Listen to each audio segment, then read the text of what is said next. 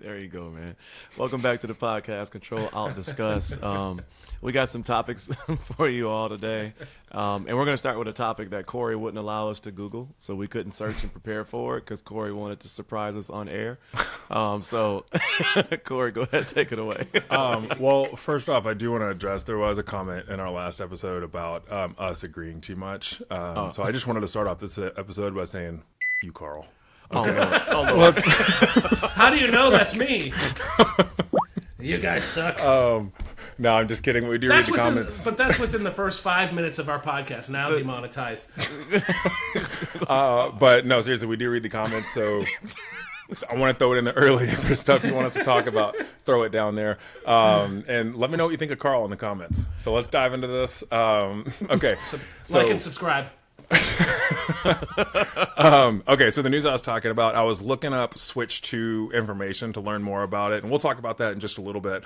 But I saw that Nintendo has purchased Legacy Port Studios, who made Hogwarts Legacy. Which I was like, that's interesting. Obviously, Hogwarts Legacy blew up at Did it come out last year already? Golly, it's been out for a year and a half already. But and it got snubbed at the Game Awards. Go ahead, continue. Well, it's an amazing game if you're a Harry Potter fan. If you're just going into it like an RPG, it definitely could use a little oomph. But it was an amazing game. I do believe it got another snubbed. topic, and I don't agree with you. and I'm not even trying to be funny. No, I'm a major Harry Potter fan, and we can dive into Legacy specifically. But it's interesting, Nintendo buying an IP like this, because like Nintendo has the ability to blow it up, and if there's a company that could potentially do it right that doesn't adhere to like mainstream political norms and views and stuff like that, I think Nintendo can be the one to do it, which would be interesting. Because if you look at the port from Hogwarts Legacy to the Switch, obviously it leaves a lot to be desired. So are they going to put the graphical power into it? Anyways, just want to throw that out there. That's the news I just read. Are they just buying? Do you know if they're just buying the studio? Are they buying rights? What are they doing? I believe they've because Warner bought Brothers the has the studio. rights. Oh, Let's see. I'm in the title right now on IGN. This literally went live yesterday. Nintendo acquires Hogwarts Legacy Port Studio from Embracer Group. They bought the whole studio. No. Yeah. Let's see. And I literally just saw this before we started recording, so I'm still like trying to figure out all of the details of it. They're the company that's behind. Hold on. Acquiring Shiver Entertainment, the company behind the Nintendo Switch ports of Hogwarts Legacy, Mortal Kombat 1, and more. I may be wrong in the actual studios, though. So it's they're buying the porting crap studio. Okay. My bad. I thought it was the studio. Because the way the title... Dude, I hate gaming articles nowadays, and I wanted to touch on this, too, because it's... First off, it's like reading a cooking recipe where you need the whole... Dude, that thumbs up thing. You can change it. Just go into your settings, bro. I will. Just remind me after this. But every game article is like a dang cooking recipe now where you have to read a backstory of the person who wrote the article. Just give me the information. That's all I want. And this title is so misleading. I hate clickbait. Yeah, it's gotta be SEO crap. They put all this stuff in there just so they can start ranking that's exactly higher. what it is. Yeah. Well, they knew the system. Well, and it literally did its job because it caught my attention quick. Because I saw Hogwarts Legacy, and I'm like, oh, they're acquiring, and it's just the studio that ports them. So they're cutting out the middleman is what they're doing. That's exactly what they're doing. I agree with you on that. Like the titles today for game, like, okay, let's just stay here for a second. Gaming media.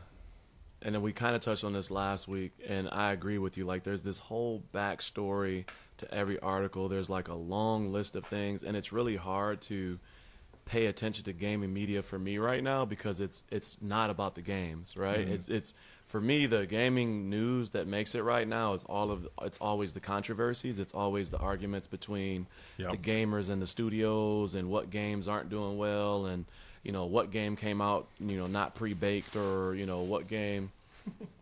Yes. I'm so glad it got you too. The inappropriate thumbs up. But yeah, gaming news and gaming articles is really hard to follow right now, and I feel like IGN is like the leader of the gaming news right now. And so the game that they're talking about right now, Assassin's Creed, the new Assassin's Creed release that's coming out this year, which has Yasuke, who's a black samurai, and stuff like that. And I don't even think that the conspiracy that they were talking about people or Asian Americans being upset about Yasuke being one of the main characters, I don't even know if that's true. Like, I just feel like IGN shops for and searches for conspiracies to have clickbait on their articles these days. Like, Sure. Well, I mean, anytime a media conglomerate gets to a certain size, the only way to stay relevant and compete at the tippy top is clickbait and doing stuff like that. Now, Assassin's Creed is interesting because, like, a lot of people are challenging the lore and the actual, like, history of that person because it's a real person. When has Assassin's Creed ever been close to history, right? Aside from name. I do also see the other side of, like, I feel like each representation of a race is like excited to get featured as a video game, so I can also empathize with people that maybe are descendants of actual samurai who are like wanted to play as someone who is of that race. So it's like it's a mixed bag of emotions, and I know culture is a much different environment in Asian countries than it is in America. Here we're a melting pot, it's not as big of a deal, but over there, you know, it's interesting. What do y'all think? This one's a touchy one because Yasuke is a character in a lot of things, whether it's anime, whether it's cartoons, whether it's other games. He's in other games as well. They've used him in the past, and he is an historical figure, a well-known historical figure. And you know, right, and for those of us that follow that type of stuff or look at that type of stuff. But I also think, you know, this is trying to stay away from politics. Like, black people didn't only exist in Africa. You know what I mean? Like, if you think about the Italian Moors and different things like that, like, people always assume that we only come from one place, right? And if you look at the Asian culture, we're closer to the Asian culture than we are the American, you know, Caucasian culture, right? If you look at our features and different things like that. So he's not the only black person that would have been alive in that environment, right? And so it's interesting, and he's just a well-known figure that has some type of history in regards to like samurais and stuff like that.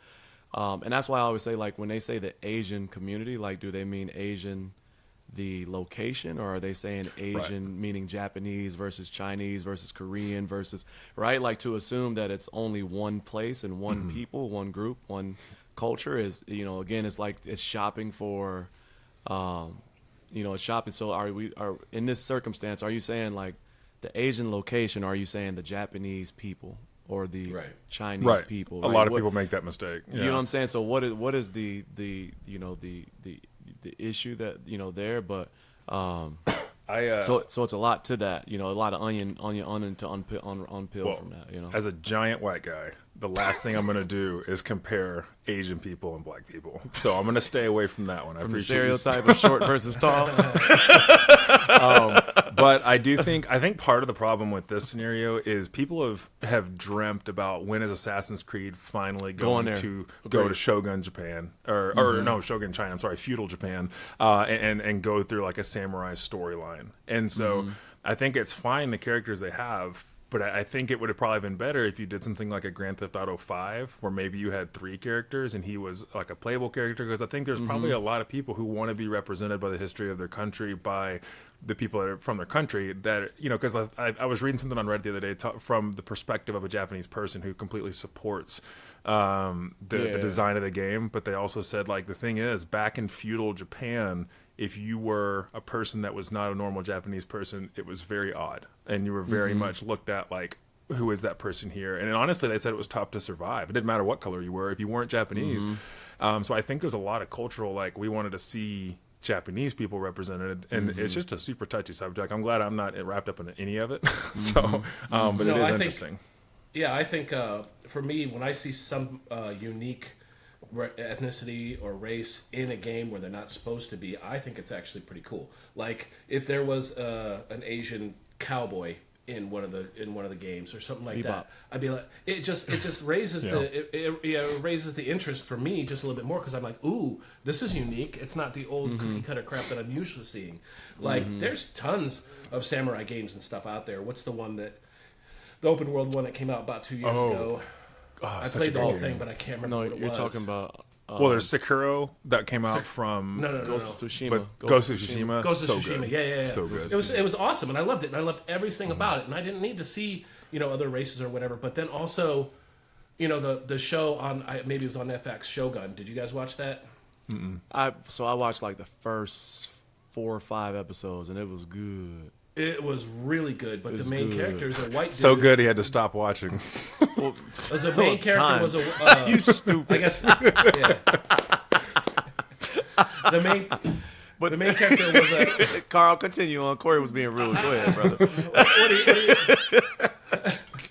dude, you almost wrapped your mouth around that whole opening. No, anyway, that show, the main character is just a Portuguese guy or a Spanish guy, or I don't know, but it's not a standard just only Japanese samurai type of show. So it adds that little bit of interest. I can understand, but I can't empathize because I unfortunately am a goofy ass white dude that I haven't been put in a situation where I'm like, well, my race needs to be shown up here because it just doesn't work that way, you know? Right. Context is 100% the most Right. important thing because, like, in the context of Assassin's Creed, it's never been 100% true to history. Obviously, there's the Abstergo storyline where it's just memories of people that lived back then, and you are altering those memories by your actions. So I think if you take things, like, I think a great example of it, of how it did get wrong, was like if you look at like the Cleopatra documentary from a couple years ago, right? Where it was the one on Netflix where it was a black woman playing Cleopatra, and and it was touted as a documentary. So if you're gonna slap documentary on it, it's got to be damn true to the actual events. And she was not native to Africa. She was 2 generations away from being Greek Macedonian, from the general of Alexander the Great's army. She was not African. And so that is a problem when you're portraying history incorrectly. But when you're in a fantasy realm where, like, if you look at Assassin's Creed Valhalla, which is all set in Nordic times, it was played by like a normal Viking-looking dude, but then you actually go to Valhalla, you're fighting all these crazy, like, monsters that are from mythology. Okay, you can screw with history all you want because none of it is based on reality. So in this instance, I don't think it's that big of a deal. But if it's supposed to be true, it's got to be true. Anyways, that's just my thoughts on it. Agreed. To your point earlier, Yasuke, because he was black, he stood out that much, right? And that's why he's like one of the most known globally, like not like there, right? Because there you're gonna have your histories, your family histories, your trees and stuff like that. But globally, he stood out, and when they saw him for the first time, his black skin stood out, and that's why he's such a dominant character in that history. But what a lot of people are forgetting is that there is 2 main characters in this game. It's just There's a Japanese woman. There's a Japanese woman too, right? And so but the conversation has been around Yasuke, right? And I actually think the other character is the main character.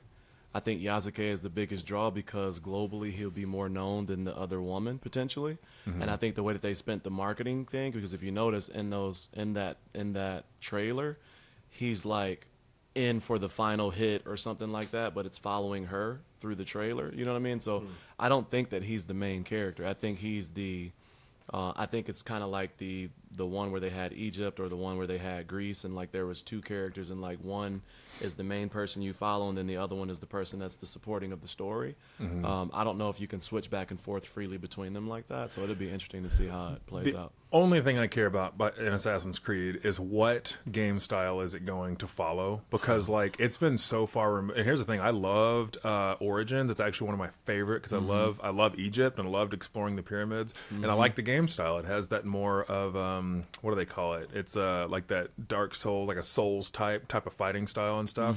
And it's not like the old Assassin's Creed games, and I appreciated the refresh, but I did also like the Assassin's Creed games, so that's all I care about. And I don't think there's been any gameplay from Assassin's Creed, but what we do need to talk about is the absolute greed from Ubisoft. Have you seen any of the pre-order bundles and everything you get from buying this game? It's insane, dude. I have not. What is it? What's the cost? Let me go. If someone wants to look it up while I'm talking about it, that'd be great. Because I'm trying to remember, because I know like the base game is $70, which I guess is just the price of games nowadays, which is a bummer. Then you can pay like $10 extra for a skin, and I think there's 4 different levels, and I think the 3rd level you get the season pass and some points to spend in the store for additional cosmetics and stuff like that. And it's like season pass for a single player game is really weird type of thing, because then you're paying more for a game that has like a a linear storyline. It's just a weird thing. Well, no, I bought their season pass before, like going back to what we talked about before, as far as like refurbished games. I don't buy refurbished games, but I do buy them after about a year because they drop down to maybe $20, and you get the season pass, and you also get all the expansions. So they'll do 3 or 4 different expansions to the game, so you'll get that at the same time. I think the problem is like it's basically DLC, because I remember like back in like the Halo 2 days where you had to buy map packs and stuff like that, and it's like that's fine because it was 8-10 months removed from the game itself. Now it's just like, hey, we've got something planned for every couple of months, so basically we'll release the full game a little bit at a time, but you got to pay for it. That's what it feels like nowadays. And a great example of that is you can pay extra to play the game 3 days early if you buy one of the extra packs and pay more money. And I was listening to Charlie from Penguin Zero, Moist Critical, on this, and he was talking about you're not paying to play the game early, you're paying to play the game on time, but if you don't pay more, you're getting penalized and waiting 3 days. And I was like, that's a much different way to look at it. Oh, nice. Screen share. We need to do this more often on this. So look, it's $69.99, like you said, for the base game, but they have that Ubisoft Plus Premium monthly for $17.99. Now it gets interesting down here when you go to discover the editions, because $109 for the gold edition, right? And that's season pass, pre-order bonus in the base game, and 3 days early access. Then you have the ultimate edition, season pass, 3 days early access, ultimate pack, $129.99. But the interesting thing is, if you do that monthly, you get all of the ultimate edition stuff. There's got to be a minimum on the monthly though, right? Or is it a normal subscription? I think it's a normal subscription, and you get access to all the other stuff, and it's day one release, but 3-day early access and day one release. That's the Game Pass phenomenon. Yeah, that's Game Pass phenomenon. Well, so I'm so damn tired of this, because now we've got all these like subscription things that are coming together and bundling, and we're going back to cable TV. That's exactly what we're doing. But like back in my day, if I paid $130 for a game, I'm getting a Master Chief Spartan helmet with it, which I still have. Like I'm getting something that when I stop playing the game, I can still appreciate. Now it's stuff that you don't own. You know, they can pull the plug on this whenever they want. My Starfield pack was a digital pack, right? And it did come with a box, and it came with a little cheap, watch, and it came with, a little hardcover case and stuff like that. But because it's digital, to your point, you know what I'm saying? If for whatever reason the service goes down or whatever, you lose the access to that. And so that's an interesting topic, because I actually am, switching gears a little bit, I actually am pro digital gaming. Because like my PlayStation, we talked about this in the past. I'm a heavy PlayStation fan. I got over 200 PlayStation discs sitting around that I don't use, that I don't play anymore. Right? They're either from the PlayStation 4, and I still have games from the PlayStation 2. God dang, I even have games still from the PlayStation 2, and so I actually like the digital phenomenon of moving forward. Because I don't have to store all that stuff, and think, my household, right, all my kids and stuff like that. Imagine all the different games, that would be in between my space, their space. Imagine the broken games that would be, in their room and stuff like that. So I kind of like the digital space. Yeah, I was 100% on board with digital until I stopped paying for PlayStation Network and realized that it's like I just needed to take some time off from paying for it for financial reasons. And then I was like, oh, you can't be a gamer in today's age without it. So now it bothers me that it's such a important phenomenon. I think Valve is the only one that does it right. I like my Steam library. It's the only one that I'll put money into anymore, because I did Game Pass. And then when I was like, okay, I'm done paying for Game Pass, I have 100 hours into a game that I'm like, okay, I got to keep paying a subscription just to put more hours into it, and I don't have any progress now. And so I was I agree with you 100%. Yeah, Steam is the only way I'll go. But then you have to be kind of that PC gamer, right? You have to be the guy who is willing to play on PC, which I think we all are. But some people, there was a point in time when I stopped making video games where I would not play a PC game at all, because I just didn't want to sit in front of an effing, PC. I want to sit on my couch, sit back and just play.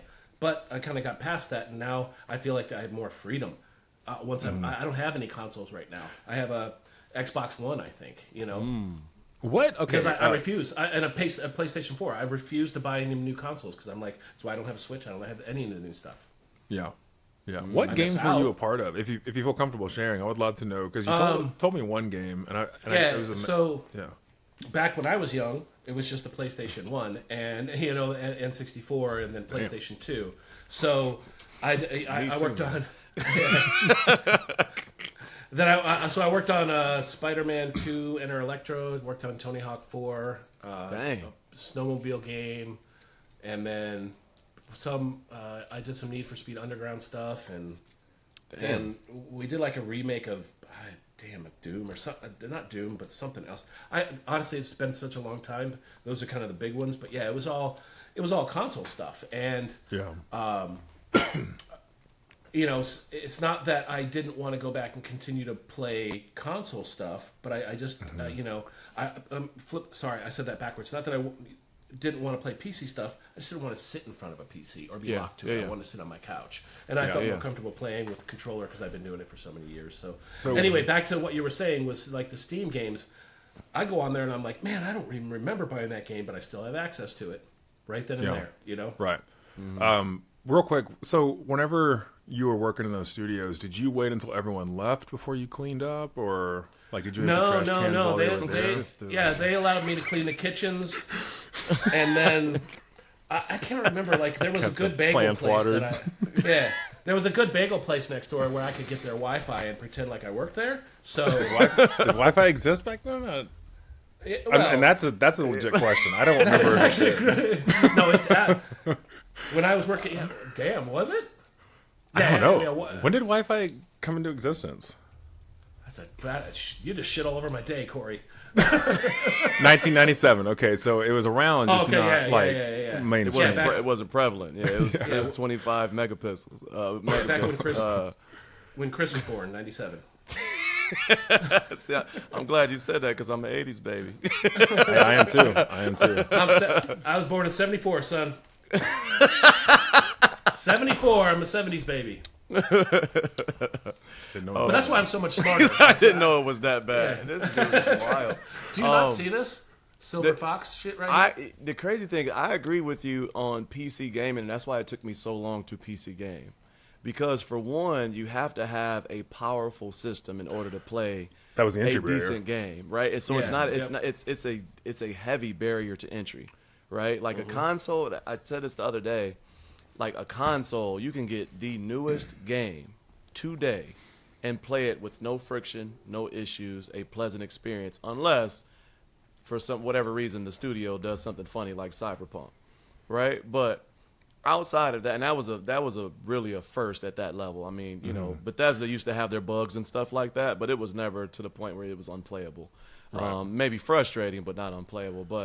But nowadays you can do PC gaming with our handhelds, right, through Game Pass, or you can have the Ally, you can have the Steam Deck, Steam OS, and different things like that. So I was the same way. I was console forever because PC mean I would have to sit here at this desk like this, and I couldn't leave. I couldn't go anywhere. You have to have an expensive chair to be comfortable for no longer than an hour, and you know, different stuff like that. And so I agree with you 100% on that. Dude, because of that, I got a lap board. Corsair used to make a lap board that was, I'll have to show it to y'all sometime. It's basically a memory foam panel that sits on here, and I had a K65 Corsair keyboard connected to it that was wireless, and it has a mouse pad, and you just sit with it on your lap while you're like, the latency was not great, and so I couldn't use it for anything that was really fun, but it was like if you didn't want to use a controller. I'm a mouse and keyboard guy all the way. I just cannot do a controller anymore. Took me forever to use a mouse and keyboard, and now I prefer it and don't at the same time. It really depends on the game. Like I won't play definitely depends on the game. I won't play an FPS without a keyboard and a mouse. I can't play it. I can't even. I feel like I can't even react fast enough anymore with a controller. But I can't to drive without a controller. I have to have a controller to drive. Well, but you just have WASD. Just not gonna. You can't do it. No. The small. Yeah. So. This was a big rabbit hole we just went down that started with you asking me about the news that I had. So I want to back up a little bit and talk about what led me to that news and talk about just the Switch 2. Yeah. Might be delayed actually till 2025. But it's interesting because the news was that they debuted the Switch 2 at oh my gosh, where was it? It was at a recent game conference where I can't remember which one it was, where they allowed developers of third-party accessories for the Switch to put their hands in a box and feel it, but they couldn't see it. And I was like, I just want to talk about how weird of a thing that is for Nintendo to do. Like, not even potential companies that they trust and will make, all the accessories for their products are allowed to even see this thing. I assume they're not doing that with game developers. There's no way, because they have to have some type of title launch, or you got to have at least 10 games to launch the system. But it's just a really weird way to do it, to keep it under lock and key, and it makes me think it's not ready yet. What do y'all think? I have a question. Oh, sorry. I was going to ask you a question, Carl. What does a developer's kit look like? So to Corey's question. Yeah. So when I was working on PlayStation, it wasn't. First of all, the PlayStation 2 development kit. You know how the PlayStation 2 was about this big and about this tall. This thing was a giant tower, about this tall. It was a full development kit because it wasn't shrunk down into whatever form factor they were going to sell. Yeah, and then Game Boy Advance, when we worked on some of that stuff, it was just a board, just a raw board. There was no anything. It was just a development You worked on the Game Boy Advance. That board. is Yeah, super cool. Yeah, and PSP. I did a Spider-Man one for that too. Oh damn, So, Dude, PSP is gonna make a comeback because of the Portal. it has to. It has to. It has to, right? Yeah. I think, and I don't want to go too far from your question, but I think that the Portal. I think the first thing was they knew that it was too late, but they wanted to put it out there to see if It was a primer. it was a market for it, right? For PlayStation, right? Because there's a lot of competition in that market, and so that's why I said I wasn't all the way against that product. I just didn't think they were putting it out, as a finished product, if you will. And it was 2 years too late for what it is, but it may be a good precursor to what may be coming. It's well executed. There's no doubt. Yeah, but as far as putting your hand, go ahead, Carl. Go ahead, Carl. Oh no! I was going to say I don't want to take exactly what you were going to say, but as far as putting your hand inside and feeling, that's totally useless, because what it's going to do is make people imagine, before I met Corey, I just imagined this really, really super short, handsome guy, completely opposite of what I found, and so.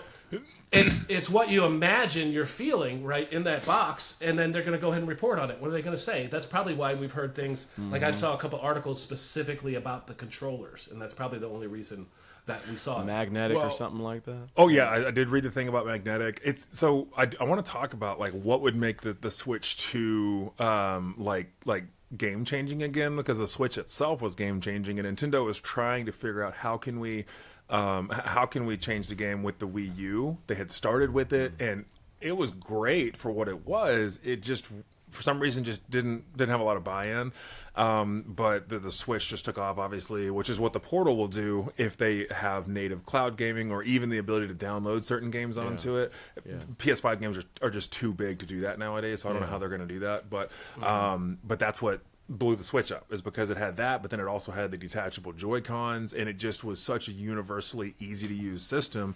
What would make the next one a big leap? And one thing I saw in this Tech Radar article that I'm reading is VR support. But I think there's an opportunity, because you remember when VR first started getting popular, they would put the phones on the cardboard things, and you could look around a room.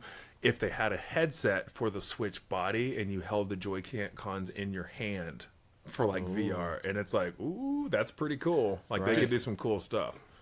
Do they have a competitor? Nintendo? See, I was gonna define how. Go ahead, Kozing. Sorry. I was gonna touch on that, because I don't think they have a natural competitor. If you think about it, Switch is still the best-selling console. Everybody was talking about PlayStation, but Switch is still the best-selling console. It's about to surpass the Game Boy. It's about to become the number one, which I think is the Game Boy Advance. Mm-hmm. I mean, if you think about it. Oh, go ahead. Go ahead, Chris. I was going to say, and sure, there's handheld. There's Windows handhelds like the Steam Deck and stuff like that, and then there's multiple manufacturers that make that, and so I can understand why they might want to be secretive, but I feel like if Nintendo starts showing off what they're going to do, are they scared that all of a sudden the Switch or whatever is going to try to copy them. Like who's going to copy them? They're the only ones that they have their games. Their games on it. Mm-hmm. I don't know. Well, Nintendo was not going to let anyone let any of their games on any other system. So like that's one thing that they've like they can have their games customized to only work with their system. So they have secrecy. Yeah, why the secrecy? I just don't get it. I don't know. I think the design elements, because you look at the what the hell is that? Lenovo. The One X Player one that has a detachable. Sorry, the Go. The Lenovo. What is it? The Go. I can't remember which one it is. The one, the handheld that has the detachable controllers. Yeah, right. Yeah. Like that. Like that's definitely a Switch build, right? And there's a lot of new systems that are currently in their like next phase, right? And how often do we actually get to a product launch without knowing everything about that product in 2024? Well, true. Well, honestly, that's happens a lot with games because, like, look at Assassin's Creed. Hey, pre-order for $130 and hadn't seen gameplay yet. Same with NCAA. Haven't seen gameplay yet, and people are pre-ordering it. NCAA, but I am too. But okay, so $50 bundle. Well, think about this also. Like, I'm looking at the numbers right now. Top selling console of all time, PlayStation 2, 155 million consoles. Were released in 2000. Nintendo DS, actually, not the Advance, Game Boy Advance. It was a Nintendo DS. Sold 154 million. It was released in 2004. The Nintendo Switch was released in 2017, which is only 7 years ago, which I, for some reason, thought it was further back, and it's already at 141 million. It could potentially become the highest selling console of all time, so it's still going strong. So you can't depart from the model because it works, but you have to change it enough so that it's good enough to be excited about, or else why would we buy a Switch 2, right? So do you even call it the Switch 2, or do you completely change track? You can't call it anything but the Switch 2, basically. So how do you make it better? I mean, obviously, like the Switch right now, you game in 720p, it outputs 1080p. Obviously, you want to make it game 1080p, output 4K, even though those games don't really... they're going to have to look better. OLED standard model has OLED now because they released a Switch OLED. It's like, how do you make it that much better though? I think it's going to be very similar, just beefy. I'm gonna be honest. I don't think you really have to be honest. Like, I think that one of the most overlooked things about the Nintendo Switch is the Nintendo IPs, the games themselves, right? The developers, there's not very many. Like even PlayStation, like they have their own, storylines, God of War, et cetera, but Nintendo, you talking about Mario, you're talking about these IPs that are more than just a game at this point. Movies, memorabilia, all of these different things. That's the main draw. But the secondary thing that most people don't talk about is that a Switch is a gift that you can give to anybody that's affordable. You can give it to the most hardcore gamer, they'll still use it. You can give it to a new beginner, they'll use it. You can give it to an older, family member, they'll use it. You can give it to somebody as a white elephant gift at Christmas, they'll use it. You know what I mean? So like the Switch is one of those games or one of those systems that it's a universal customer. You know what I mean? So that's the biggest thing about the Switch is like when we went to the pandemic, the Switch sold more than anything. You know what I mean? Because it was just like, I don't know what to get, but I know I've heard Nintendo. I know of Nintendo. I know of Mario and blah, blah, blah. And like universally, whether you're older or younger, everybody plays Mario. And on top of that, it's the most social game that you can have, right? I mean, we talked about PCs earlier. You can't just sit down next to me and pull up a chair and play my PC with me. Right. And Xbox and PlayStation, you can't. I mean, you have another controller, but how many games are designed for that, right? I didn't mean to stop you there. No, I was just going to speak to that because, like, I literally was on a plane with a buddy of mine a couple years ago, and I had my Switch, and I set it on the tray table between us, and we each had a Joy-Con. And it's like, that was when I all of a sudden had this instant, I've already always known about the Switch, but I just had this like, oh my God, like this is a different type of gaming from what I grew up with. Maybe they'll make a 4-person Joy-Con, right? Where it like disconnects, unfolds into 4 different Joy-Cons, but it's always what's connected to the Switch because it's thicker and beefier. Like, they're gonna have to, they're gonna have to keep it the Switch, but also make it so that it beats the Switch. And I don't know how you do that because the accessory scene is still going strong. I've reviewed products from the last 12 months that are brand new to the market, Switch focused products, and I'm like, it's still going strong. I know. I'm always afraid to do them because, like, man, the new one's gonna come out soon. Like, I don't want to talk about this, but that's what I thought. Yeah. But to your point earlier with a headset, like, was it Meta or was it who recently gave access to their headset design? Was it Meta or was it Apple? I think it was Apple, Meta. wasn't it? Oh, I thought it was. Oh, I know what you're talking about. I can't remember now. Because that would make sense, right? Like, say for instance, if they had the Switch, but they had a integration into the Meta headset or the Apple headset or whatever, a special integration or something like that. Yeah. Like that would make sense to me. That would make it, something new.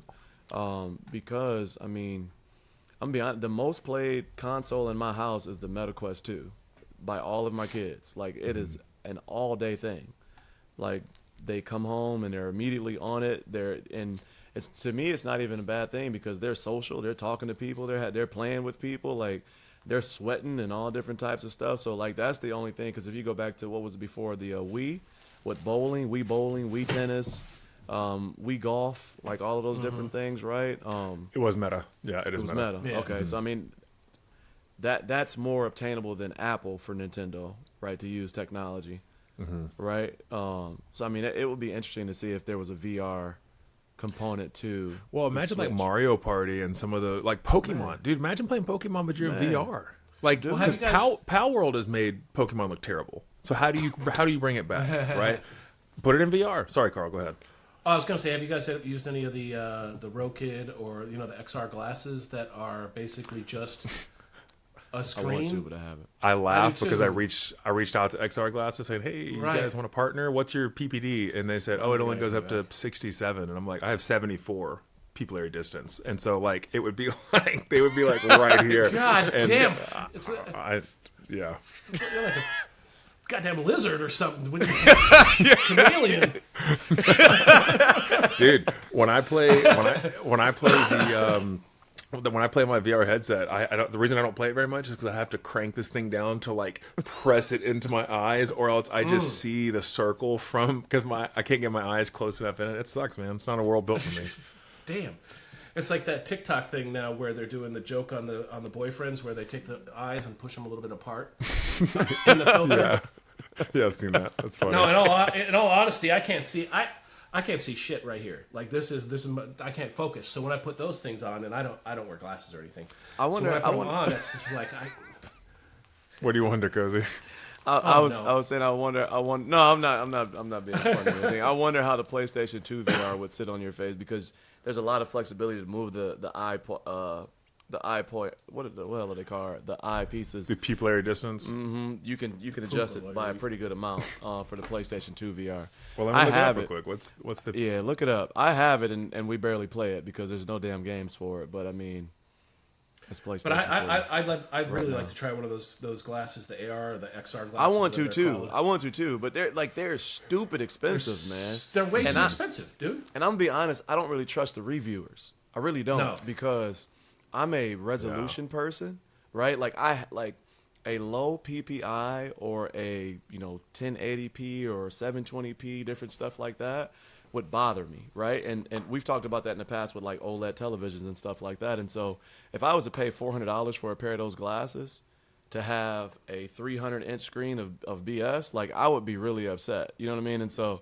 I haven't been able to try one of those yet. I do want to try one. I'm gonna have to go to a Best Buy or something like that to have them on display and see if I can try them.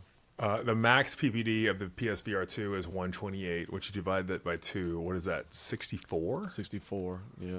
Yeah, I'm at 74. So yeah, you still in hope. Yeah, you're gonna have to. You gotta put some tape. I don't know, man. It sucks, man. It sucks. I would like to VR game more, but it's like it's that Futurama, the robot with the little circle on it. What, Bender? Oh, no. Bender. Yeah, it sucks, man. Because there's a ton that I would like to play, like game wise. Man, there's one called Elven Assassin where you're literally an elf shooting like arrows at orcs coming at you. That's so dope. Amazing. But I just like when you're looking at it, like I don't know, when you're looking at it through like circles, it just sucks. Legolas was one of my favorite. So let's switch little gears a little bit. Carl, you recently reviewed your iPad M4 and you got it sitting there on your desk. And we know that's the hot topic right now. And I don't care what nobody says. MKBHD definitely had those damn things in his studio. Okay. Can I say something on that? Watch his video yesterday where he talks about having it for 3 weeks or something. Yeah, he said, I've been testing it for 2 weeks now. In his video a week ago, he was in the Waveform podcast a week ago, he was saying that, oh yeah, we didn't have him in studio. No, He but definitely had him. Yeah, 100%. Man, 100%. Corey, I picked up on that too. I watched that video this morning because apparently YouTube really wanted me to watch it because it was on the top of every one of my recommendations. No matter what video I watched, it was him with the thing right there. And the first thing he said is, "Hey, I've been messing around with this for a couple weeks now," and I'm like, didn't I just get last week? Right. So was he lying about the iPads, or did he have early information on the topics on his waveform? I don't know.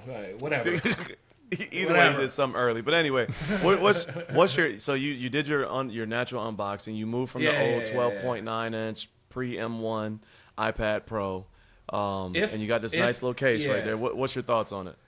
If you watched, first of all, this case right here is the iPad, but it's my old iPad's case from pre M1.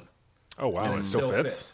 Yeah. Yep. It's just marketing. If you watch that review, I enjoyed doing it and I enjoyed putting it out, but I felt a little bit ashamed of the review because it was so shallow. Because when I got the damn thing and I put it right, I was expecting it to be night and day difference between that one and the new one. I mean, the old one and the new one. I put them up next to each other. I'm like, these things are. They're almost exactly the same thickness. They're the exact same size. There's nothing different except for the screen. And the screen is noticeably nicer. And you could see it in that video. The old one was a little bit yellow, and this one was a little bit crisper, cleaner. Go ahead. Yeah. Well, it was a lot thinner too, right? Like, was it noticeably thinner and lighter? No. Huh. It's imperceptible. Well, Marquez said it was plenty thin. Well, apparently you didn't watch my video, a-hole.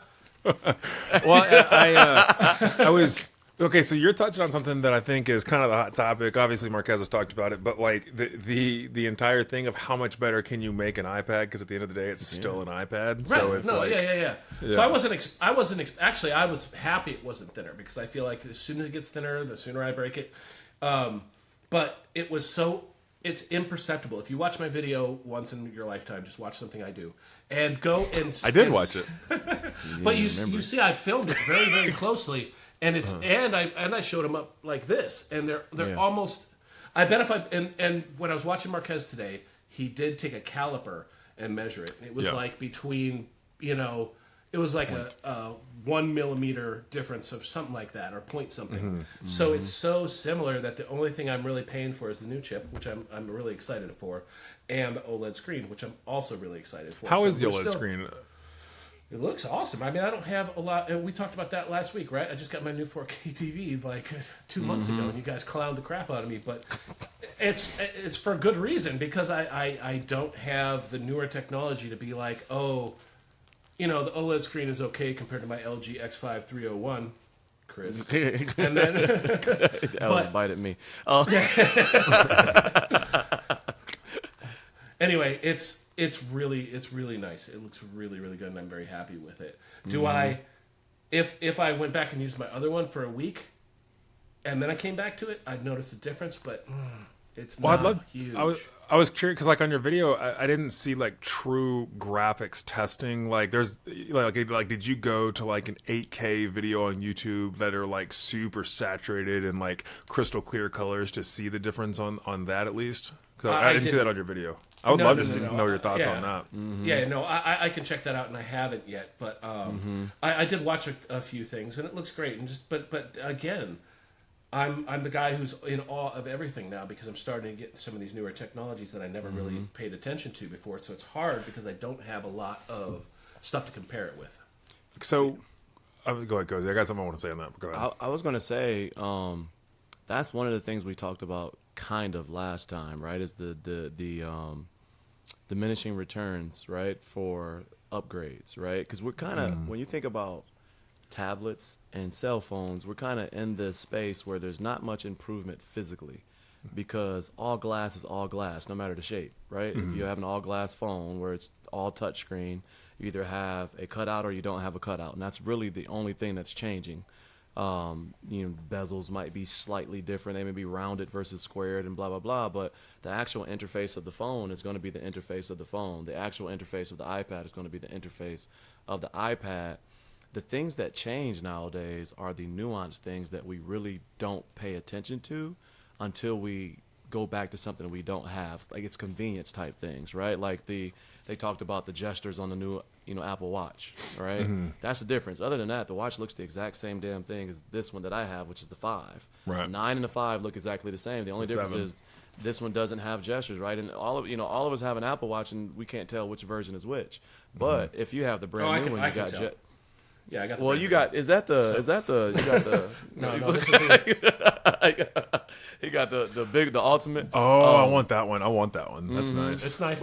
It's nice. But outside of that, there's not really that much of a difference. So to Carl's point, I watched the video and I saw where he loaded YouTube, and the new one loaded a lot faster. And and remember I said last week you couldn't tell the difference between a Sony and a Hisense right next to unless you had them right next to each other. And so sometime when we were talking about your television, it's really hard to tell top-notch versus top-notch, right? Because that Pro from a couple years ago was a top-notch tablet, right? And so there's only so much that we can perceive as a human when it comes to technology. So the diminishing returns isn't something you'll notice right away.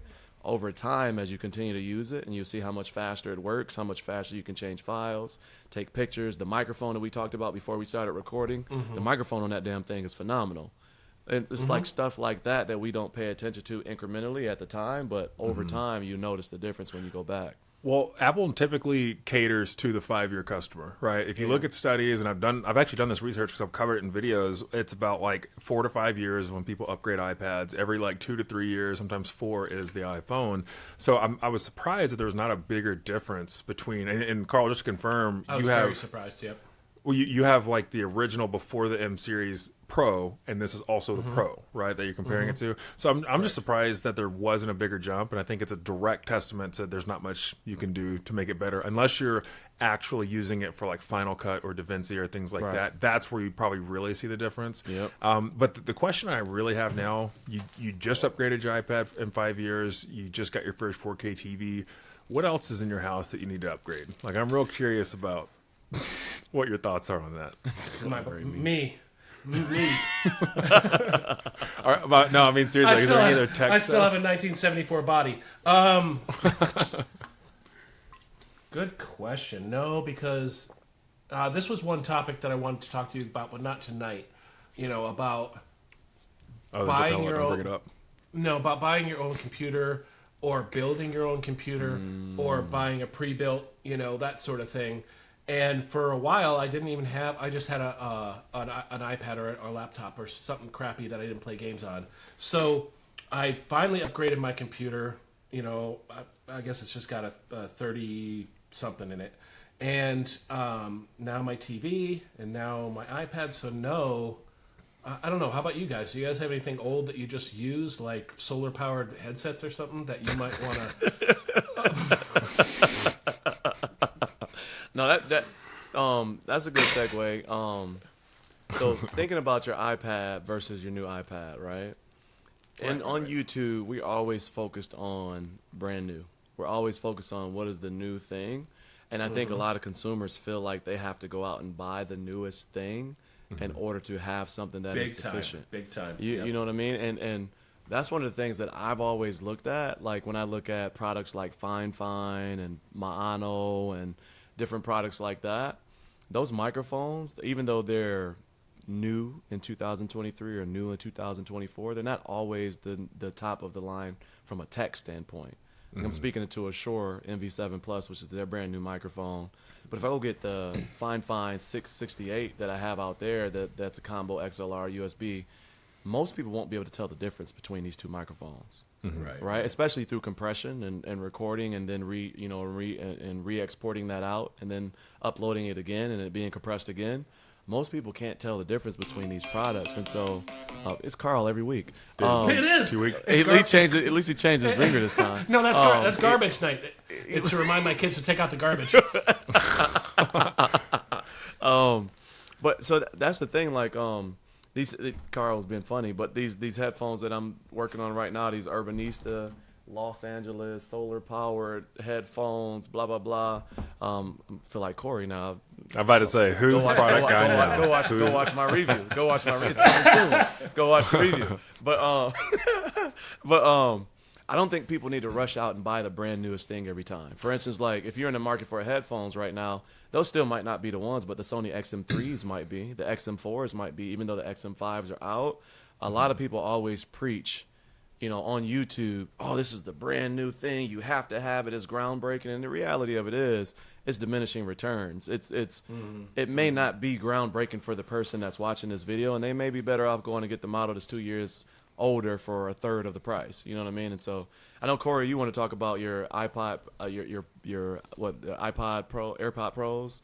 Oh, the IEM one. Okay, so well, I do think like if you're gonna, I want to speak on what you were just saying about if you're talking about if you're gonna buy brand new technology, if you want it to be truly cutting edge, it has to be from a small company, because only those smaller companies are going to have one flagship product and work on making that product better, and it's gonna take them longer than a year. These big companies, it's basically the equivalent of buying a car. The moment you drive off the lot, it starts depreciating, especially like with Apple, because like if you're buying it every 5 years, that's perfect. If you're buying it annually, you're immediately losing value and losing cost. So what are you smiling about? I'm wondering if are you sure you want to go down that rabbit hole, because it's against the grain thought, right? Because I've used Hisense televisions for 6 years now, right? And now all of a sudden, like, everybody knows Hisense, right? But 4 years ago, Hisense was a Chinese company that people didn't trust because they stole your information. Now Hisense, the UX8, were they a small company though? Yeah, they were. They were a small company. Even if you think about like companies like Vizio and different things like that. TCL right now, if you think about some of these companies that were smaller, that put everything into their television or everything into, like you said, their top model. Like if you got it, it had 4K 120, it had 4 HDMI 2.1 ports, it had blah blah blah blah blah blah. And then Sony television, that's $4,000. You only get two HDMI 2.1 ports. Like stuff like that is consistent in the market. Okay. I'll let me elaborate a little bit on what I said, because like I think a small company matters if they're in a unique space. If they're just the cheaper product and they're a small company, absolutely not. I mean, we deal with that every day, from emails, from knockoffs, from Chinese manufactured goods. Yeah, agreed. But like I'm trying to think of a good example. I mean, like I reviewed that Nitro deck. It's their first product. It's the first thing they've ever created. Fantastic. Like it's really good. And now they finally have a second product a year later. And so I think that's a good example of it's a unique product. It's not a cheap version of an existing product. I think so. I'll clarify on that. Yeah. It's sometimes hard to find go with a small company. It's hard to find one that's actually reputable, will be around, and will service you if there's a problem. Well, with it, dude, look at the Rabbit AI thing that Marquez blew up about because he said it wasn't any good, and now like I just watched some documentary thing on it last night about how the CEO of it that created it is trying to distance himself from the product because like it's not going to be fully launched like it was. Like there's definitely, that's a great point, Carl. Really is. Yeah. I want to go back because I don't agree with him on the Hisense. Hisense is actually a really good brand, but the Wooting HE keyboard is something that you're thinking about. Like the Wooting HE keyboard was the very first Hall effect rapid trigger style keyboard, right? And so that came out about a year and a half ago, somewhere around there, and it changed. So everybody started producing them then. We talked about them, Drunk Deer. We talked about look, Gamma K has an HE now, et cetera, et cetera. But that is a keyboard that came out that was groundbreaking. It was a different type of switch. It allowed for non-actuation based release and start of a key. So it means on games where you needed to react and move faster, you could, because you didn't have to wait for the actuation point, and you could adjust the actuation point. So if the actuation point, meaning you pushing the key down halfway, is where that key triggers the action, you could adjust it to be higher, or you could adjust it to be lower based on your playing style, right? And so the Wooting came out, and we talked about this episode or two ago about Random Frank P talking about the Logitech, keyboard that came out that was trash. The Wooting was the keyboard he was talking about. That came from a very small company that basically created this entire new thing that is now the top echelon of the environment, right?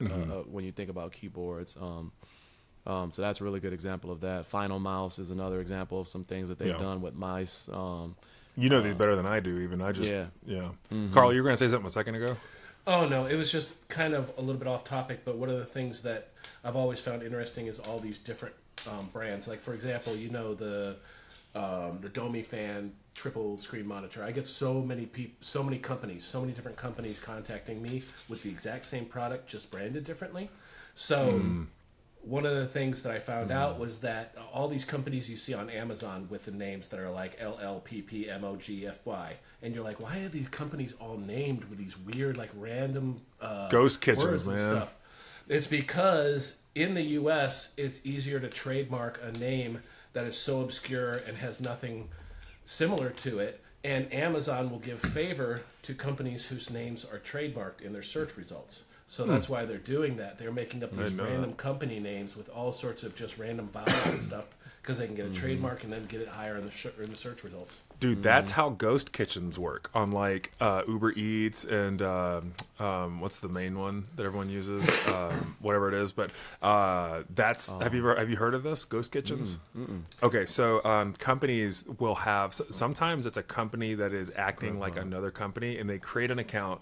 I don't know if they're ever trademarked or LLC, but they pay for advertising under a different name. So it'll be like generic burger near you, and you're like, I've never even heard of this place, and it's a half a mile away. It's a ghost kitchen where like a Chili's has marketing images of their food that they rebrand as something else. And then these companies have the money to saturate the food pages, so by the time you get to the actual mom and pop shops that are local that can't put those dollars into that food, they're on page 5 and they're behind 40 other restaurants that are actually posing as fake restaurants. And now it's gone a step further where they have these things called ghost kitchens where basically it is a centralized food cooking location that like these companies will funnel their dollars into, and it might not even be restaurant chains. It'll just be like a commercial kitchen that has like these Amazon lockers that has 40 different restaurants coming out of, and you can order the same wings from 5 different restaurants, but it's all cooked in that one kitchen.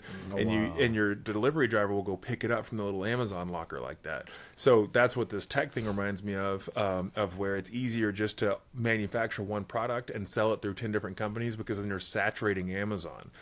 And I wish Amazon would do a better job of cracking down on that, but like Carl said, it's all algorithm based. The interesting thing about that is that's called white labeling, and it's actually not just through Amazon. It actually happens in major brands.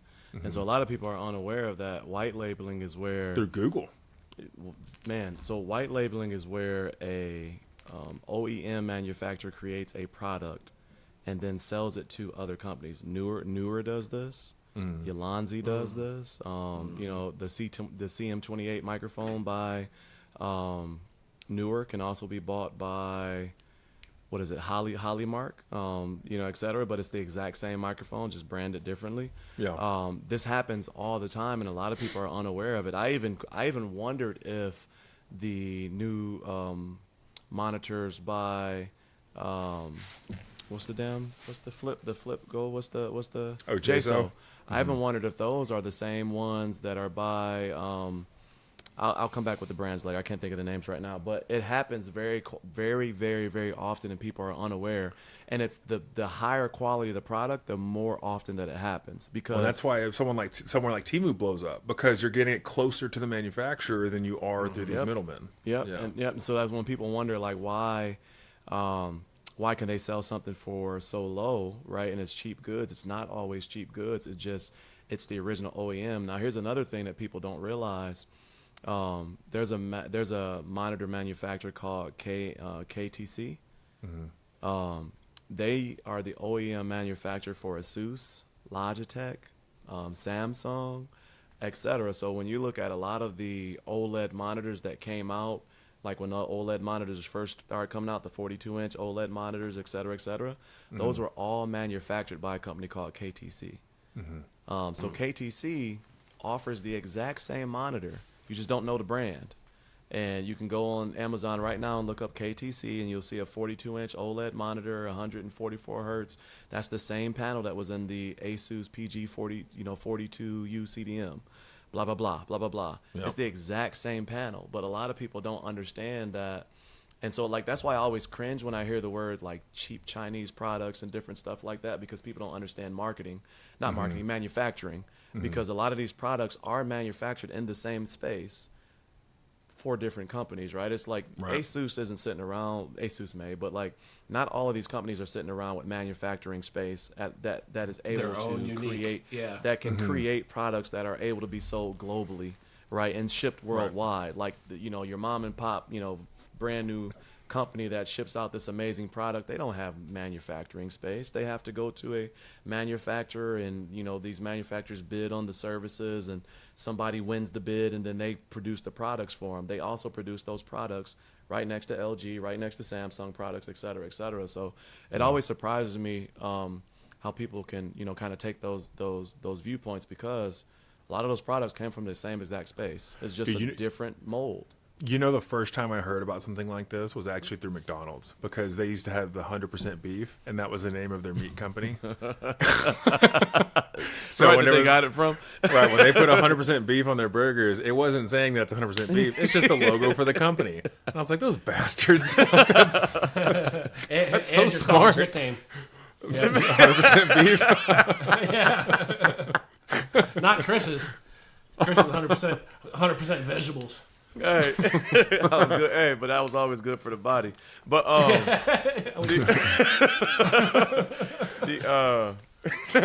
my wife's gonna get mad about that when she watches.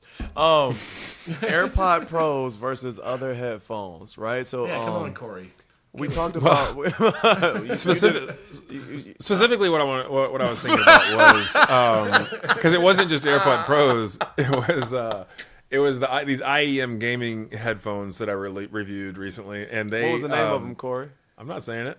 No, go ahead, man. What was the name of the review? You plugged a product earlier, so I'll plug one too. You asked me to. But go ahead. What was the name of the? Carl brought up the solar-powered headphones. That was on him.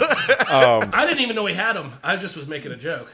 Well, he said it right before we started recording. He's like, "Hey, I got these headphones." I know this, Corey. And Crozy was like, "I really want to talk about these on this Carl, call." can you please segue to me?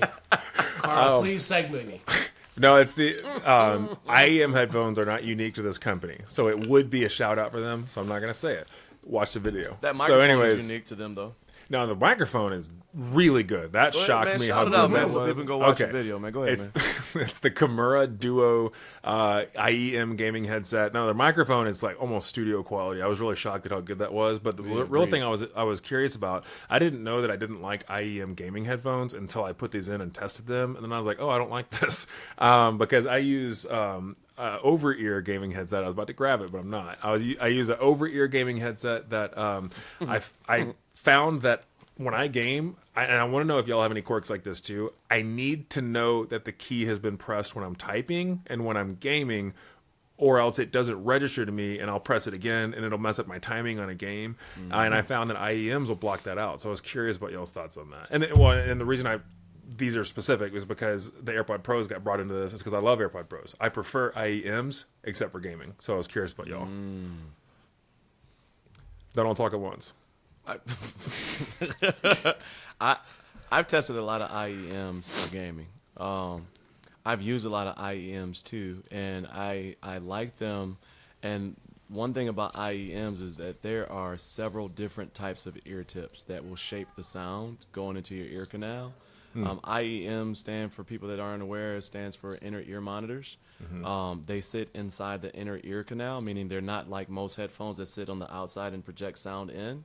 They actually go into where your ear, where the eardrum vibrates to pick up the sound. And so the one thing about IEMs is that they do capture sound and they block out sound, and so they don't have to be as loud in order to produce the needed volume or the needed, spatial awareness or whatever. And so I actually really like using them to game.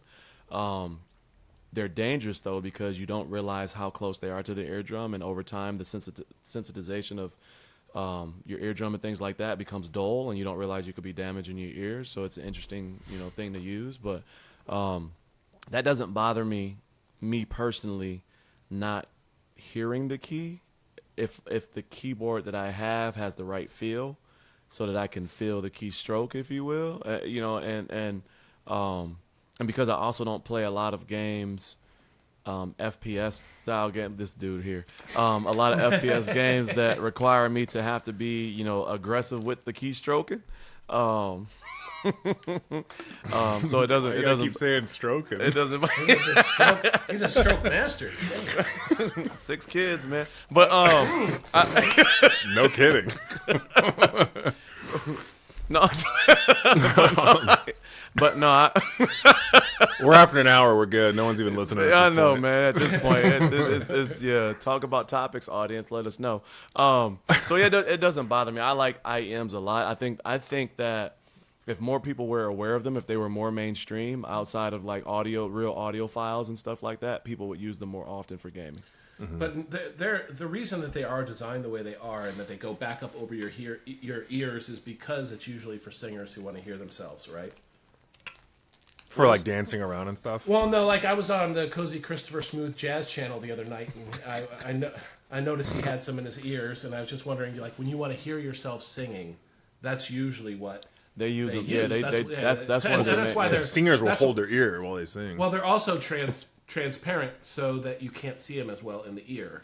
That's kind of why they do the resin. I know yours are blue because they're supposed to be fancy gaming ones, but I've never considered using really those for any sort of gaming. I actually don't like to wear headphones at all. After a while, it starts to hurt or starts to press in. I mean, Corey, you probably know that too. It's hard to find ones that actually fit nicely on your head. No, you're right. You're definitely right. Yeah, so I would prefer to have a speaker. That's usually why I like console or on my PC. I never wear headphones.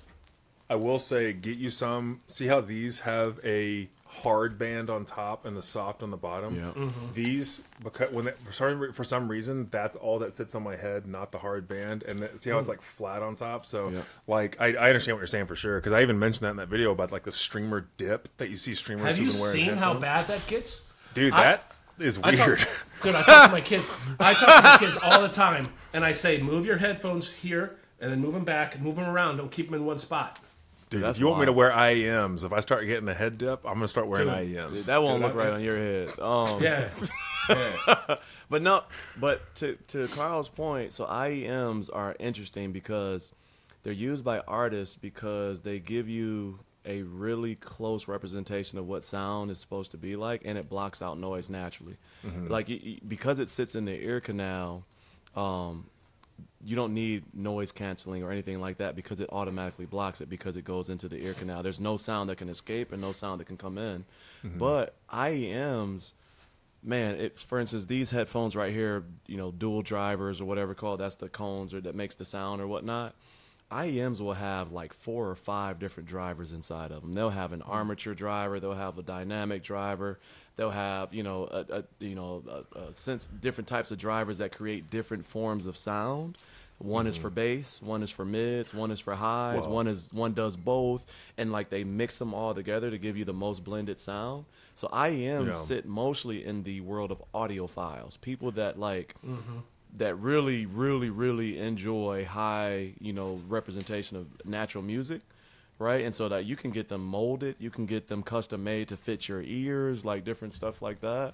And so that's why a lot of people just don't know them. They're in that audiophile / artist. Well, I didn't know they had such a presence in the gaming industry until I reviewed these. Because once I started looking into it, I was like, oh, okay, there's actually quite a bit of companies that make these. And I will say this, I don't think you're going to find a better travel gaming headset, right? Because they naturally block out sound. They have good quality.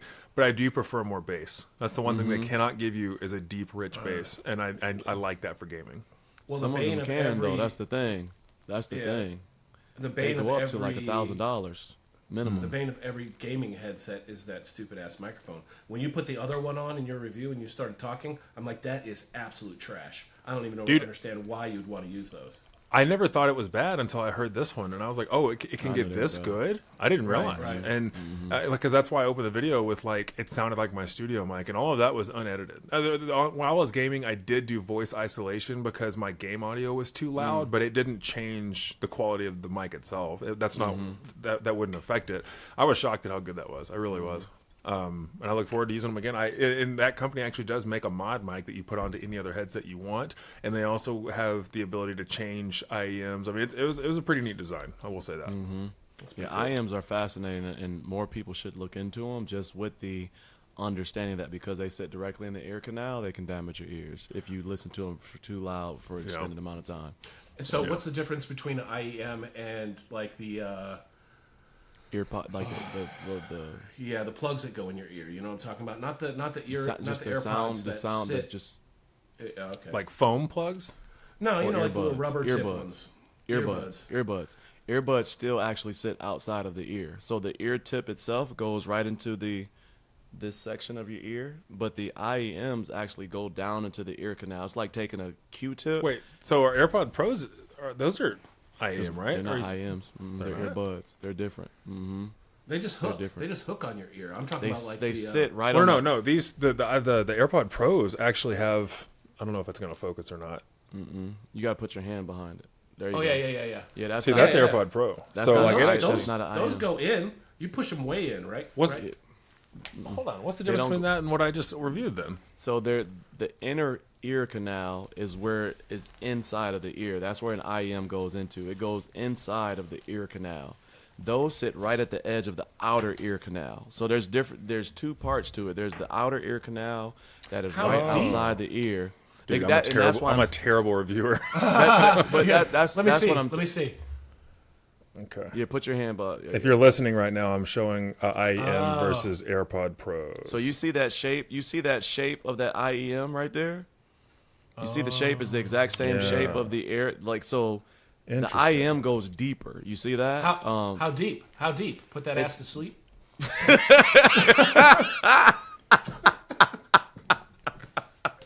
This is late night with Carl. Yeah, smooth jazz. Next up, the smooth jazz with Cozy Christopher, and then the freaky hour with Corey. Rounded out after 12 a.m. with Corey. I'm DJ Corey D, baby. Oh boy! I'm here to wake you up. I'll get that All right. hard style going. Good night, everybody. I'm out. No, but the main difference is that those IEMs go all the way to right where the eardrum is. It's like right. What are they called? I forget. The oscillator bone. It's where the vibration happens for the sound to be heard, right? And so the earbud, even though it does go into your ear, it's still the speaker is still only sitting right at the entry, at the entrance. The IEM actually is inside of your ear canal. So that's the biggest difference. Yeah. Have either of you guys tried the bone conducting I love 'em. headphones? Yeah. I Bone got some. conducting? What is Yeah. that? Yeah, They sit they right sit. here. They sit here. I thought they sit Or behind right your there, ear. either one. Yeah, They yeah, sit on the yeah. orbital bone. They or don't go sit, in your ear. They Yeah. vibrate. Yep, the boner conducting, and then you just. Come on, Corey. Where you at? Corey, where you at, bro? I'm looking at them. I'm like, I've never even heard. Wait, are these? Do they sit above the outside of the ear? Because I do Yeah. have. I have Yeah, right open back ones that I reviewed that just Not- sit over your ear. No, not open air. Not open air. The yeah, difference, definitely. bone conducting headphones are going to be flat. And so there's going to be a flat surface, whether it's a circle or a square, that sits directly up against a bone. So the orbital bone or the bone right back I'm behind seeing the them ear. right now. Well, I would never wear these because they can't fit around my head. That's part of the problem. I wear a size 8 hat. Some of them actually have too much wire. like some of them they fit loose. Like they sit there and they just kind of hang down. I got several pair, and I actually like them. And my son has used them to go running because it keeps his ears open and things like that. And open ear is different because they just point the sound towards your ear and push it towards. But bone conduction headphones sit on a bone and the sound vibrates through the bone because sound is sound waves. So whether it's delivered directly through a speaker or they're delivered through a vibration, it's still a sound wave. As long as it has a medium. Yep. And so the only thing with bone conduction is that you're not going to get the highest highs, and but you do feel, and the bass isn't there, but you do feel bass because it vibrates. It's a different type of bass that you feel. It is an interesting. Yeah, I'm looking at all different types of headphones. I had never realized. I mean, I can understand how they work. I just didn't know they existed. So There's not a lot of companies that have, some that you would know, like a brand that you would know, be like, oh yeah, that's Samsung or whatever. Like there's not a lot of. It's a lot of smaller companies that have created them and put them into the market because they're super niche, super niche. Well, that would be an example of what I'm talking about. That if you want a good product, go for something that's like you can't have a cheap version of those because there's not enough of it. So and if you're a small company, oh yeah, okay, interesting. Yeah, that's the market's not there, is what you're saying. yeah. Those are very Not interesting. I've never mainstream. heard of those. And let's see, another thing I want to talk about before we get too far removed from it, Sonos. the company that's almost dead but still around. I don't do any of you have a Sonos speaker? I don't know. I don't know if I do. I don't think so. I do. Sonos, Sonos Arc, Sonos Beam, Sonos. They're like the original wireless Air speakers that went mainstream or whatever. They just released a headset recently, and it's pre-order right now. And I think it launches on June 5th, and it's going to rival the Apple Pro Max headphones from a. And I don't think those are actually. So that who good. says that? Who says they're going to rival? Okay, I was just wondering, is it it's marketing? It's marketing. It's marketing. Okay. Because the reality of it is, the Pro Max are not that damn good. Well, yeah. They're not. I mean, they're not worth what they are. No, charging. they're not. Yeah. They're not. They're just Apple, right? And their ecosystem, right? It's going back to earlier. It's the convenience, right? It's understanding the convenience of what those headphones are. But from an audiophile standpoint, those headphones are not that damn good because I mean, you look at some real headphones. They're going to cost you about $2,500, $3,000. Like if you get some audiophile headphones that will really shape sound the way sound is supposed to, be experienced. $2,500, $3,000 is a cheap pair of headphones. You know what I mean? And so those Apple AirPods, it's all marketing. And that same thing with the 13-inch versus 12.9 on the iPad. It's still 12.9 inches. They just started saying 13 instead of 12.9. It's the exact same size iPad, But so they just released some. But the interesting thing about them is that they're designed for consumption of media, watching movies and things like that, as well as music. And so they're going to have this kind of switch that you can do between. So I have a full Sonos system upstairs in my media room, if you want to call it that, where I got the Arc bar, I got the surround Sonos amp, and I got it connected to my Bowers and Wilkins 606 speakers. And I even, on my desk back there, I got the Gen 2 Sonos Beam, right? And so basically you can listen to your stuff out loud and your system can be going and you can put them on your head and it automatically switches to the headset. And it has the same spatial awareness as your surround system or the Dolby Atmos, style sound and stuff like that. And so I'm super excited to try them out. They're expensive, man. They're like $449. Are you going to get them and review them? I believe so. I haven't made a decision yet because, it's out of pocket. But I think I want to because I have Sonos systems everywhere, and I love Sonos system. I absolutely love the Sonos system. Are you sure you'll be able to tie them back in with the other Sonos stuff? Is that what they're doing? Is that why they're doing it? Yeah, it's supposed to be able to tie in. Like you'll be able to literally, like, say for instance, so my media room, we converted our main bedroom, our big bedroom, into a media room where I have 2 couches, a desk. That's where I have my nano leaf lights and all of that stuff set up and all that. I sit there and game at night. And the surround sound and the woofer and all that stuff, man, there's a certain point when people are going to bed, I got to turn all that stuff off and I put on my Nova Arctis Pro wireless. But this system basically is integrated into the Sonos system. So I'm going to get that same natural, consumption of entertainment, all around, vertical, sideways, behind, all of that different stuff where most gaming headsets lack. You know what I mean? Like there's spatial awareness, but they're not really. They're not top of the line spatial awareness. If you think about it, if you have 4 pair of gaming headsets, they pretty much all sound the same. If they're high level, it's really hard to distinctly tell the difference between those gaming headsets. But this is supposed to be like that top notch. And again, it's unproven until people get it in their hands and start using it, right?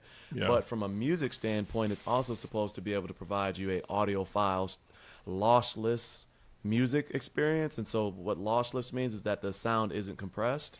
And so you're not missing out on any mids, lows, high frequencies, if you will, and you should get a high-end experience from a sound standpoint. So Apple has a decent sound signature, but it's more about the convenience. That's why I said I don't like AirPod Pros, because to me, I have the AirPod Pro 2s, and I have a ton of other headphones that to me sound better. A ton. And well, cheaper. You mentioned even, I was surprised, but you mentioned like Raycon sound better, which I always thought those were just a marketing gimmick. My favorite headphones are the Raycon, whatever they are, Icon, whatever they are.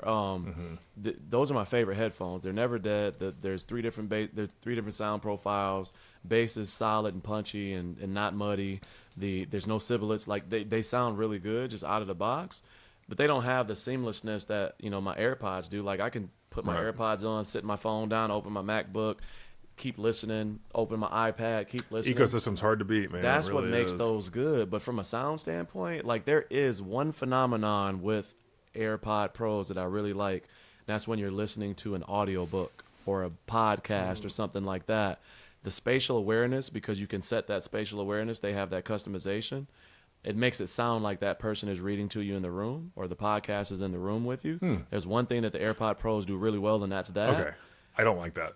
That like that. There's don't a like that? there's a Is that weird? disagreement. Is that weird to you? Yeah, well, I was doing this with a with like I think it was like a Joe Rogan podcast or something, and it sounded like I was sitting between them, and one was talking in each ear, and I just did not like it. I don't know Was why. it weird? Was it disorienting?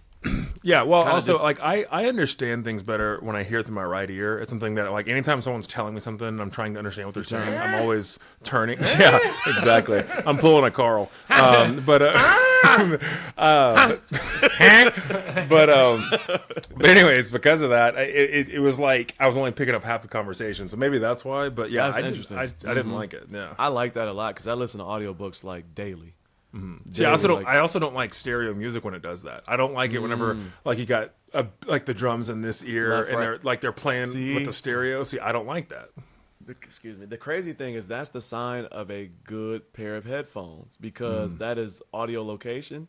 For instance, if you were listening to a live set, say for instance you went to a concert and you were sitting front row, the guitar would be over there, right? The drums would be sitting right back there, right? The lead singer would be in front of you. And so when they do recording sessions in the studio, that is a sign of a good pair of headphones is how well they can, for lack of better terms, locate the instruments, and put that into so that you can hear that, right? And so, Well, if my audio matches up to it, that doesn't bother me, right? Like if I'm in VR or if I was watching a concert and the audio is coming from different, if or you're just gaming, sitting around listening to music, that's weird for you. yeah, like I don't want to feel like I don't know. It just bothers me. It's like eating dinner, like microwaving one course at a time. Like I want to eat the whole thing. Like, I want to keep going back to the kitchen and getting. I don't know. It's a weird way to say it, but you know what I mean. I know what you're saying. Yeah. For you, it has to all touch you at the same. Like it has to get to you at the same time. You don't like a delay of like the guitar, drums. This dude here, the vocal. You just got some sayings tonight. yeah, exactly. The mix is also a second part to that, right? To your point, like the guitar, all of that different stuff being mixed well, the mixture. Sometimes people will call that the sound. Damn, I was about to say it. Basically the sound, the sound barrier. Basically, like, is it narrow or is it wide? Like, is the sound you like a mono channel sound? Basically, you hear the exact same in this side versus this side. That's what you like. guess so, It's called mono channel. Yeah. You don't like stereo sound where it separates Is that a left bad versus thing? right. No, this is just it's what perfect. happens when we get Chris talking about music and sound and headphones. Man, leave me alone, bro. we down a real it's rabbit hole. what, 10:30? Yeah. But yeah, No, it's good. It's good because I don't. I'm the same way with you, Corey. I'd rather just have something that's just playing and doesn't stimulate me too much. Unless it's a video game, I want to know if the guy's coming from the right. What are you laughing at? Stimulate. The word stimulate. Yeah, both of y'all, man. Y'all just saying some words that just no, don't you in the wrong head. He wants man. to know, he wants to be We're all stimulated and trying know to if be the guy's innocent coming from and the kind. right. Yeah. Coming. That's what you talking about. said, bro. We went from stroke game to Carl likes to be stimulated. All right, Like, so what's thanks happening? for logging Thanks for in. it's been fun. Thank you so in much. the comment section below. Tell us about your stroke game. You can't let it go. Good night, everybody. Episode 5. But again, let us know in the comment section below. You know, topics that you want to hear us talk about. And chime in too, because there were some interesting topics today around the Switch 2. There were some interesting topics around, the Assassin's Creed Yasuke controversy. Last week we talked about what was it, Hellblade? Not Hellblade. Whatever. We talked about some controversies last week. So if you haven't watched episode 4, go back and watch episode 4. All of us have individual channels, and they'll be linked in the description below. But yeah, definitely enjoyed today's topics. I mean, I like sometimes when we just kind of chat through tech and kind of see where it goes. So let us know your thoughts on that and anything before we get out of here, fellas. No, I appreciate you watching. This has been getting funner and funner to do. I feel like we're getting more comfortable with just chatting and stuff. And we're almost maybe about too to comfortable. we're almost about to show up with some cans, like, you know, like I mean, seriously. beer tech, Ctrl+Alt+Discuss. Whiskey o'clock. But let us know your thoughts. Let us know how you're liking the podcast. Share any ideas or any topics that you want to discuss or anything you want to share and talk with us, and we'll bring up those comments at the top of the next podcast. So, as always, thanks for tuning in, and we will see you in the next episode. Bye, everybody. Later. Thank you, Carl.